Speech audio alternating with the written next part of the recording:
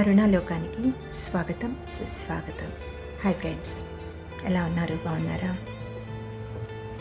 ఈరోజు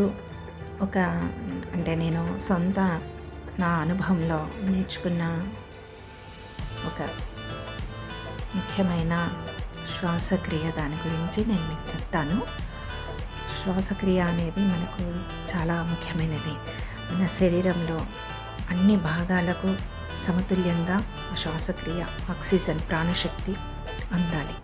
ప్రాణశక్తి ప్రతి అణువున నిండి ఉన్నది. ఆ ప్రాణశక్తిని మనము సరిగ్గా శరీర భాగాలకు అన్నిటికీ పంపించేలాగా మనము డీప్ బ్రీత్ తీసుకోవాలి. డీప్ బ్రీత్ తీసుకోవడం, వదలడము, శ్వాసక్రియ వ్యాయామాలు చేయడము చాలా మంచిదనమాట. అలా చేయనప్పుడు మనము చాలా బిజీగా ఉన్నప్పుడు, ఎవరితో అయినా మాట్లాడుతున్నప్పుడు, ఒక పని చేస్తున్నప్పుడు ఆ పని మీద కాన్సన్ట్రేషన్ పెట్టడం వల్ల ఏమవుతుందంటే మనం శ్వాస ఇంతే ఇక్కడి వరకే తీసుకుంటాము, ఇంతే వదిలేస్తాము. సరిగ్గా మాట్లాడేటప్పుడు, మనం ఇతరులతో మాట్లాడేటప్పుడు శ్వాస సరిగ్గా తీసుకోము. అయితే మనము దాని మీద, శ్వాసక్రియ మీద చాలా శ్రద్ధ పెట్టాలి. ఇప్పుడు చూడండి, మనము ఏదైనా పెళ్ళిళ్ళకు వెళ్ళినా, ఏదైనా ఫంక్షన్స్కి వెళ్ళినప్పుడు చాలామంది గుంపుగా ఉన్నప్పుడు మనం మాట్లాడుతూ ఉంటాము. మాటల మీదనే మన దృష్టి ఉంటుంది, శ్వాస మీద తక్కువ ఉంటుంది. శ్వాస అనేది సింపుల్గా తీసుకోవడం వదలడం, మాట్లాడడమే ఎక్కువ చేస్తాం. అలాగే ఏదైనా కోపంలో కూడా ఎక్కువ మాట్లాడేటప్పుడు కూడా ఇంకా మన గొంతు తడారిపోతూ ఉంటుంది. ఇదంతా శ్వాసక్రియ కరెక్ట్గా తీసుకోవాలి. అయితే నాకు ఒకసారి ఏమైందంటే, ఒకసారి మా కిచెన్లో సింక్ ఒక మూలకు ఉంది, సరిగ్గా వాళ్ళు కన్స్ట్రక్షన్ లేదు. అప్పుడు నేను గిన్నెలు తోమడానికి ఇట్లా వంగి తోమాల్సి వచ్చేది అనమాట. అంటే ఆ గిన్నె తోమేప్పుడు మనము కాన్సన్ట్రేషన్ అంతా దాని మీద పెడతాం కదా. అలా కొన్ని రోజులు చేసిన తర్వాత ఈ మోచేయి బాగా నొప్పి అనమాట. అసలు నాకు కప్పు కూడా ఇలా ఫింగర్స్తో అంటే పట్టుకోలేకపోయేదాన్ని. అసలు అంత నొప్పి.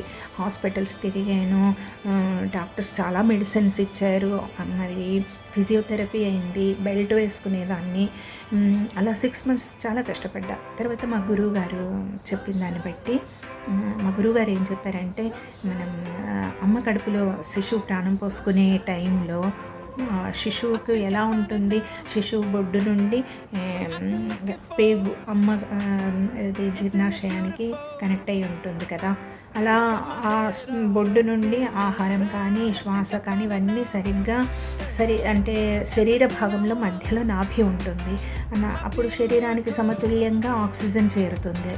అలా అనమాట. కడుపులో ఉన్నప్పుడు, పుట్టిన తర్వాత కూడా పిల్లలు ఆడుతూ పాడుతూ ఎగురుతూ దునుకుతూ వాళ్ళ శ్వాసక్రియ కరెక్ట్గానే జరుగుతుంది.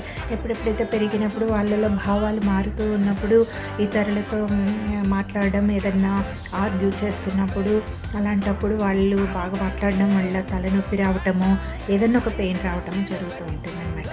అయితే అది అప్పుడు మా గురువుగారు చెప్పారు, ఆ శ్వాస అనేది కరెక్ట్గా చేస్తే ఎక్కడైతే నొప్పి ఉందో అక్కడ ఇలా చేయి పెట్టుకొని కళ్ళు మూసుకొని రోజుకొక 5 నిమిషాలు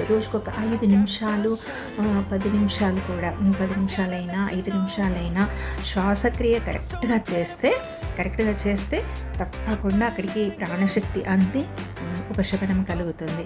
నిజంగా 6 నెలలు మెడిసిన్స్, ఫిజియోథెరపీతో తగ్గని నా పెయిన్ శ్వాసక్రియ సరిగ్గా చేసిన తర్వాత వారం రోజుల్లో పూర్తిగా తగ్గిపోయింది.